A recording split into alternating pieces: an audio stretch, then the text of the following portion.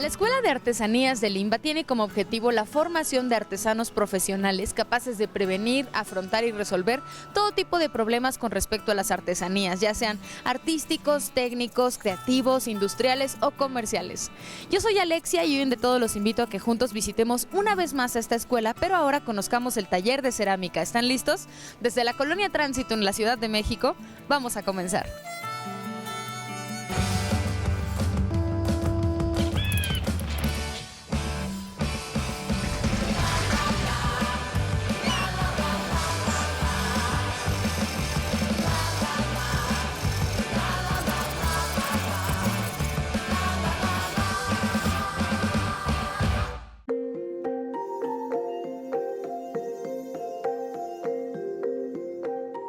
Estamos con el maestro David aquí en el taller de cerámica de esta escuela de artesanías que tantas veces nos ha fascinado con todo lo que sus alumnos son capaces de crear.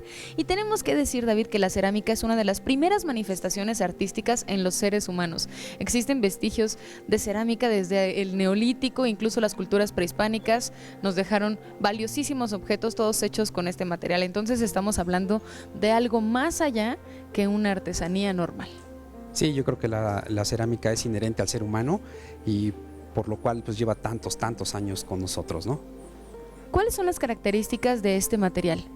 Bueno, las características básicamente tendrían que ser que sea moldeable, que conserve su forma y además que pueda quemarse. Y después de eso hacerse un objeto duradero. ¿Y cuáles son los usos que normalmente tiene la cerámica? Generalmente lo ocupamos, o la mayoría de los usos tendría que ser utilitario. Nosotros como contenedores básicamente es como lo estaríamos manejando.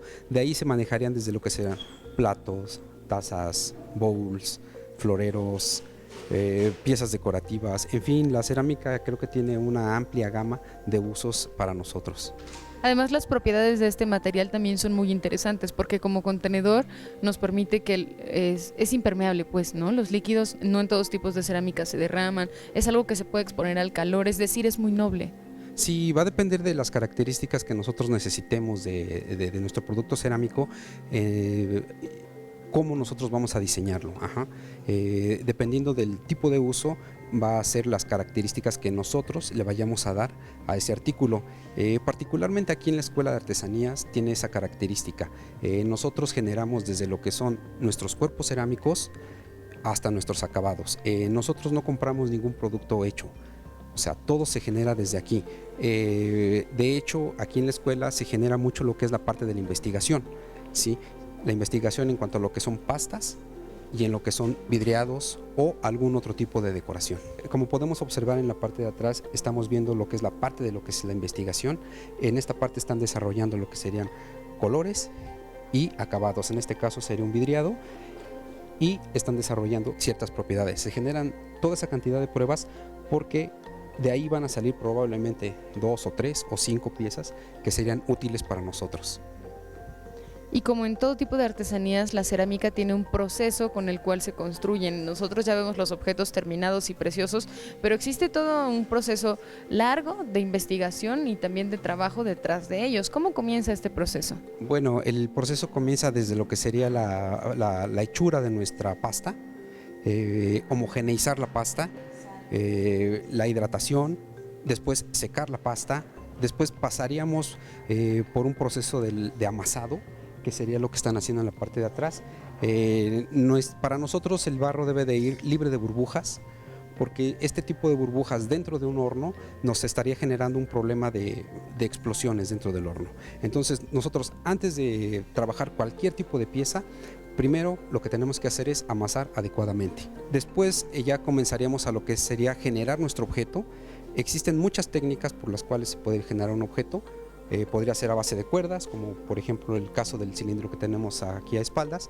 Podríamos trabajar también con placas, podríamos trabajar con pellizcado, que es ir agregando material en pequeñas láminas, y después también podemos trabajar por la parte de lo que sería el torno, lo que se ve también al fondo con la compañera que está haciendo. Que justamente esa es la imagen que todos tenemos cuando pensamos en trabajo cerámico. Vamos a los tornos.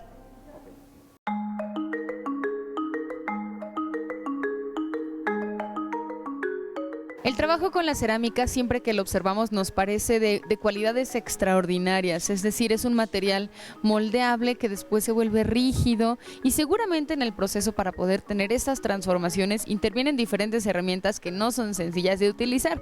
¿Cuáles son las herramientas básicas para trabajar con la cerámica, David? Bueno, una de las herramientas más importantes sería el torno alfarero. En este caso, por ejemplo, lo que están haciendo el trabajo de los muchachos. La mayoría de las piezas o de la cuestión alfarera debe usarse generalmente lo que es el torno de rodal. Normalmente es de rodal, en este caso ya tenemos ahora los eléctricos. Se requiere de cierta habilidad que se va adquiriendo obviamente con la práctica, sobre todo para poder manejar desde lo que son consistencias de lo que es el barro, humedades, como para poder definir qué tipo de objeto es el que vamos a elaborar. ¿Y en qué momento de toda su formación los chicos aprenden a utilizar correctamente un torno? Porque lo que te decía es que se ve muy sencillo, incluso en alguna famosa película nosotros pensamos que es muy romántico, pero a la hora de enfrentarte con un torno te das cuenta que es bastante complejo. Sí, aquí en la escuela los chicos comienzan desde lo que es primer semestre y segundo semestre. Ellos comienzan con un torno de rodal. Lo que comienzan a hacer ellos es a desarrollar lo que sería la coordinación. Lo que se comienza a hacer es patear y después a manejar lo que son las manos, tanto la mano izquierda como la mano derecha. Esto requiere de bastante tiempo porque de pronto no estamos tan acostumbrados a coordinar nuestros movimientos de los pies junto con los de las manos, incluso con los de la vista. Y finalmente el torno es una herramienta que ellos van a utilizar no solo durante toda su formación dentro de la cerámica, sino también en la vida profesional. Sí, una vez que los chicos egresan de aquí de la escuela, normalmente se ocupa bastante lo que sería el torno de rodal. Muchos de los trabajos que se mandan a hacer o que nos mandan a hacer a nosotros como ceramistas, básicamente todos parten del torno de rodal. También existe el trabajo, lo que es a mano, todo el trabajo a mano, lo que sería de pastillaje, de cuerdas, de placas, pero en el mayor de los casos se tiene que manejar lo que sería el torno de rodal.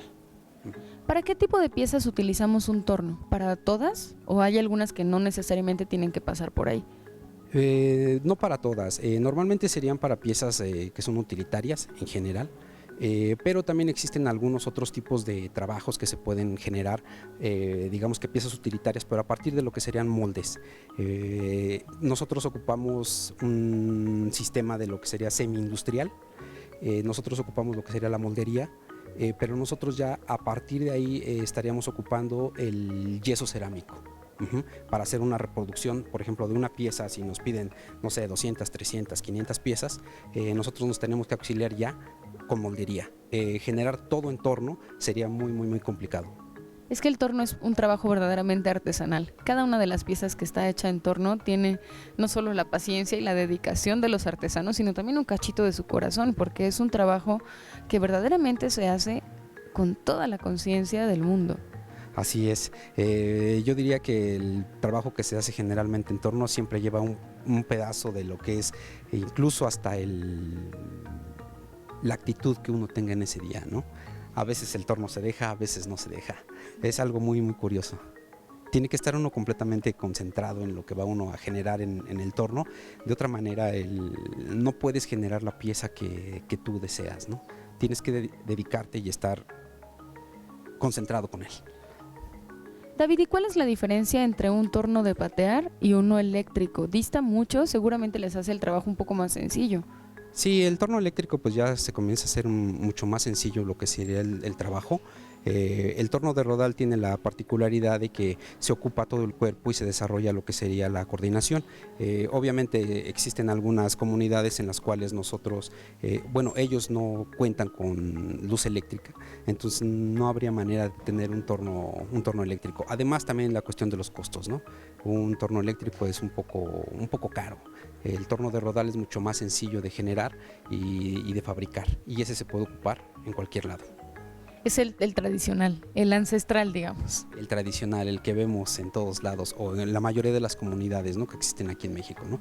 Siendo que, bueno, México es un país netamente ceramista, yo diría. Y si habláramos de, digamos, 3 secretos para poder hacer una buena pieza en torno, ¿cuáles serían? ¿Cuál sería tu top 3? Uy, mucha experiencia, esa es la primera. Y la otra, obviamente, bueno, desarrollar algún muy buen proyecto y tener la calma y la paciencia para generarla. En general, a la primera no sale. Hay que hacer y hacer. Claro, como en todos los oficios, la práctica hace al maestro. Y entonces ahora nos vamos, una vez que ya tenemos la parte del torno, digamos la pieza ya con forma, ¿qué sucede con ella? Bueno, una vez que ya tiene la pieza está terminada, se deja secar y va a pasar ya a lo que sería el área de los hornos para generar la primer quema, que para nosotros le llamamos una quema de sancocho, que es una quema en la cual la pieza adquiere cierta dureza, pero aún conserva cierta porosidad para que nos pueda recibir nuestro acabado. Entonces vámonos a los hornos.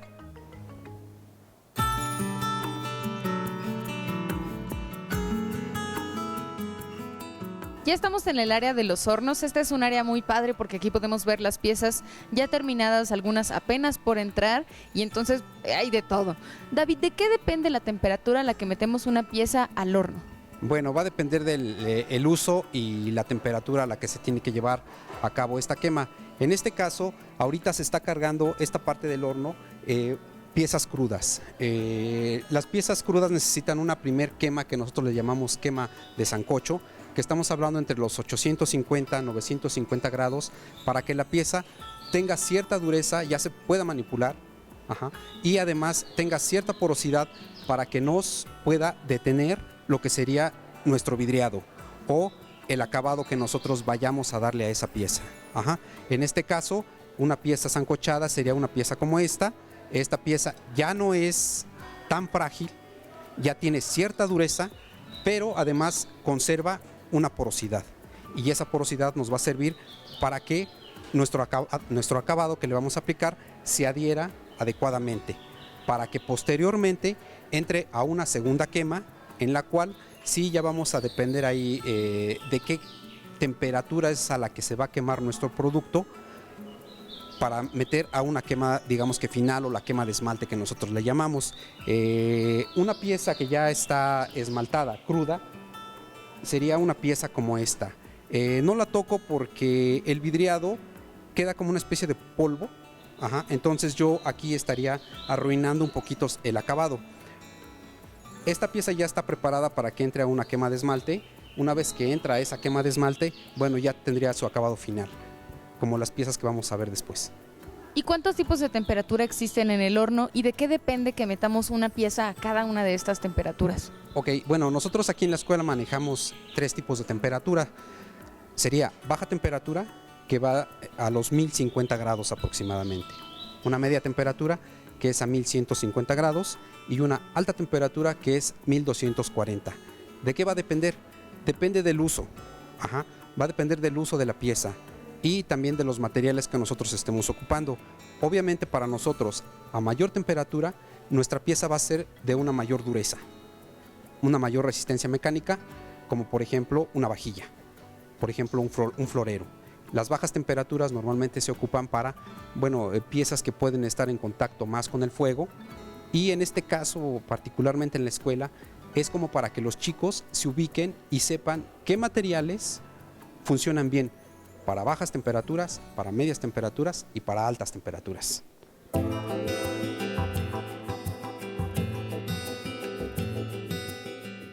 Claudia es una de las alumnas de este taller y déjenme decirles que cada una de las piezas que estos chicos realizan es única y muy especial. Claudia, ¿qué es lo que estás haciendo? Pues mira, ahorita estoy haciendo unas fichas para unas pruebas de esmaltes y estoy terminando de decorar un plato. ¿Cuánto tiempo llevas aquí en la carrera?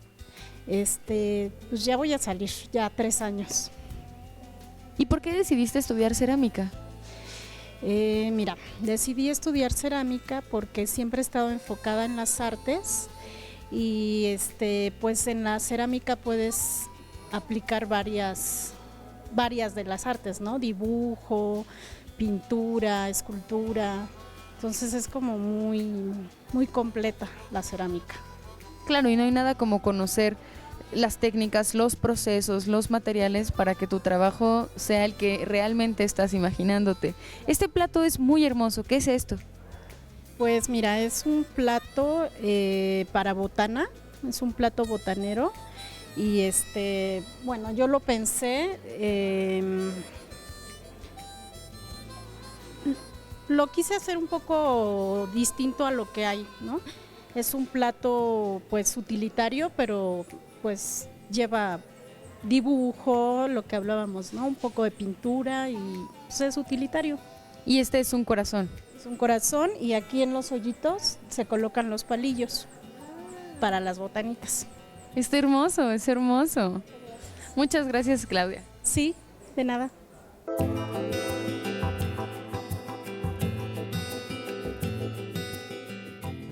Esta es una cabina de esmaltado. ¿Qué es lo que sucede aquí en la cabina? Bueno, aquí en la cabina de esmaltado lo que se hace es decorar las piezas. Una vez que están sancochadas, que ya salieron del horno, después se pasa allá a lo que es la decoración. Nosotros decoramos a base de agua. Nuestros vidriados son a base es una mezcla de varias sustancias, sílice, feldespato, más algunos otros fundentes y algunos óxidos colorantes. Lo que se hace todo, se mezcla con agua, se coloca en una pistola de gravedad y se comienza a asperjar con la ayuda, obviamente, de un compresor, un extractor y una torneta. Entonces nosotros comenzamos a asperjar lo que sería nuestro vidriado y bueno, en este momento ya la pieza estaría lista para pasar a su segunda quema, que ya sería la quema de esmalte. Y esta es tan solo una técnica de decoración porque existen muchas otras. Sí, existen muchas más, pero digamos que esta es una de las más ocupadas aquí dentro del taller. Esta y la otra sería la que es a base de baño. Normalmente con brocha no se acostumbra demasiado, ya que de pronto puede llegar a quedar las líneas de lo que sería la pinceleta o la brocha que se está ocupando.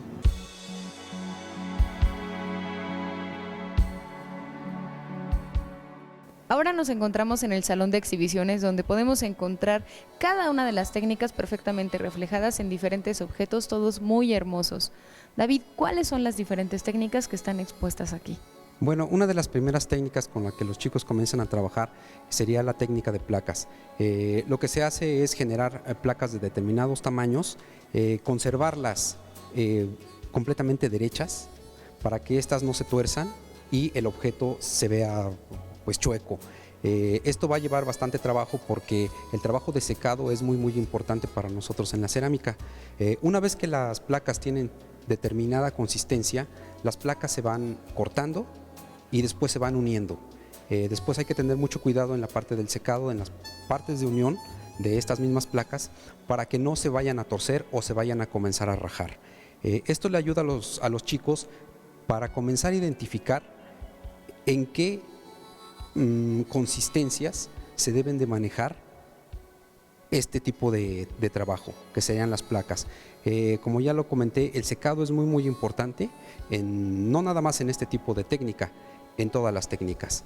Entonces, lo que se va haciendo es que se enseñan diferentes técnicas como la de placas. Después comenzamos ya con la parte de las cuerdas. Las cuerdas, de lo que se trata es ir generando cuerda por cuerda, ir construyendo cilindros, pero digamos que el reto es que no se vaya a desplomar el cilindro, y la otra es conservar la forma cilíndrica. Esto ayuda a los chicos como para poder ir identificando cuando una pieza comienza a torcerse, se les comienza a ir de lado, o el diámetro se les comienza a hacer mayor, o el diámetro se les comienza a hacer menor. Digamos que visualmente ayuda mucho como una percepción, digamos, estética. Posteriormente ya se comienza con el trabajo de torno. El trabajo de torno, como ya se vio, se comienza con el torno de rodal, precisamente para desarrollar lo que sería la coordinación de los chicos. De pronto no estamos muy acostumbrados a ocupar o la mano izquierda o la mano derecha, o incluso los pies o la vista. El trabajo de torno de rodal nos ayuda precisamente a eso, a comenzar a tratar de separar y tener una mucho mejor coordinación en cuanto a manos y pies. Nosotros los que hacemos cerámica no podemos decir que somos derechos o zurdos. Ocupamos de idéntica manera las dos manos. Bueno, en la parte de torno pues podemos apreciar que hay tazas, platos, tibores, floreros y algunas otras piezas que se comienzan a partir de un torno y después se van modificando. Se le llama alterado, torno alterado. Yo puedo generar, por ejemplo, un cilindro y ese cilindro yo lo tuerzo, lo puedo doblar y ya comienzo a generar otro tipo de objetos. Todo este trabajo sirve también para que después lleguemos a la parte de las máscaras o del trabajo a mano. Una vez que nosotros ya tenemos esas diferentes técnicas aprendidas, ya podríamos comenzar a hacer un trabajo incluso hasta el escultórico, porque para nosotros generar una escultura o una máscara como las que están dentro de la muestra, ya lo que hacemos es combinar técnicas. Podríamos comenzar tal vez con una placa y después le vamos a comenzar a agregar cuerdas y después le podemos ir agregando, no sé, algún cilindro que se haya torneado. Entonces ya nosotros comenzamos a empatar todas las técnicas que nosotros ya hemos comenzado a aprender dentro de lo que es el taller. Y precisamente estas muestras sirven para que los alumnos expongan su trabajo, nosotros lo podamos apreciar, pero ellos también se den cuenta de en qué momento del trabajo están, ¿no? Todo lo otro que pueden aprender de sus compañeros o lo que podrían mejorar en sus propios trabajos, es decir, es importante. Sí, y además es importante porque una vez que los chicos egresan de la carrera, normalmente ya sea que el mismo chico genere su propio taller o trabajemos incluso con diseñadores industriales, con arquitectos, con artistas plásticos. Entonces, nuestro trabajo de alguna manera es resolver toda esa parte técnica en cuanto a la cerámica se refiere. Y como también ya pudimos ver, aquí dentro de la escuela se generan los acabados, nosotros generamos nuestros propios acabados, nosotros no compramos ningún tipo de vidriado ya hecho, ni tampoco algún tipo de arcilla ya hecha. Nosotros lo que hacemos es que componemos todo, hacemos pruebas y a partir de ahí comenzamos a generar ya una gran paleta de colores y de acabados y también una cantidad importante de cuerpos cerámicos. Y en esta ocasión también está exhibida una parte del trabajo de los profesores, lo cual me parece fundamental para que entonces los alumnos puedan darse cuenta de quiénes están aprendiendo los conocimientos que después les van a salvar la vida. Sí, así es. Bueno, creo que es una parte muy sana aquí en la escuela, que generalmente cuando se hacen las muestras de los alumnos, también se generan muestras de docentes, puesto que esto alimenta tanto a unos como a otros. Creo que no podemos decir que nada más los alumnos se retroalimentan de nosotros, también es viceversa, porque de pronto ellos también tienen bastantes ideas muy frescas, muy nuevas y es una retroalimentación. Muchísimas gracias, David. Muchísimas gracias a ustedes.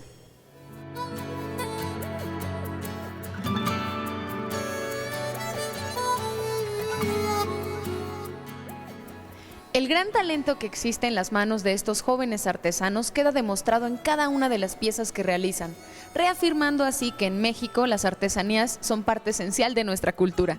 Por hoy nos despedimos, pero seguimos en contacto, ya saben, sus comentarios van en nuestro Facebook y en nuestro Twitter. Y si quieren ver este programa o cualquier otro, están todas las 24 horas del día en nuestro podcast en iTunes y en nuestro canal en YouTube. Yo soy Alexia y los espero la próxima para seguir descubriendo juntos de todo.